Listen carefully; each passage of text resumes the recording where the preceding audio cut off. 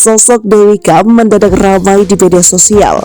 Bagaimana tidak, kehadiran Dewi Kam muncul sebagai perempuan terkaya di Indonesia membuat banyak netizen bertanya-tanya dari mana sumber kekayaannya.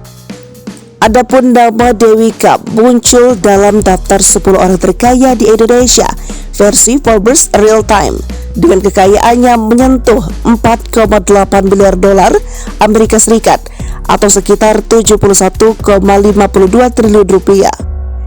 Diketahui Dewi Kam memiliki banyak sumber kekayaan berasal dari batu bara dengan kepemilikan saham minoritas di perusahaan tambang Bayan Resources sekitar 10%. Selain itu, Dewi Kam juga memiliki bisnis dalam pembangunan dan pengoperasian pembangkit listrik. Dengan kekayaan tersebut, Dewi Kam kini berada di urutan ke-8 orang terkaya di Indonesia, sekaligus sebagai perempuan tertajir di tanah air saat ini.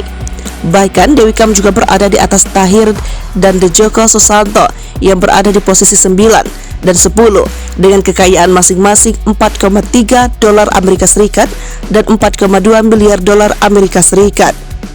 Dewi Kam memang termasuk pendatang baru di daftar orang terkaya di Indonesia.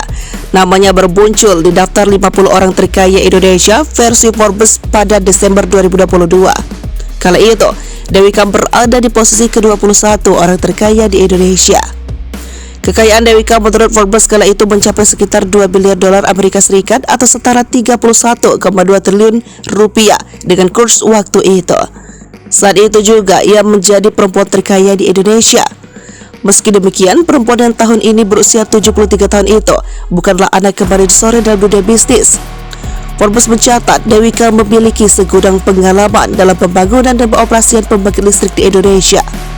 Menurut Forbes, sebagian besar sumber kekayaan Dewi Kam berasal dari kepemilikan saham minoritas di perusahaan tambang batu bara di Indonesia Bayan Resources.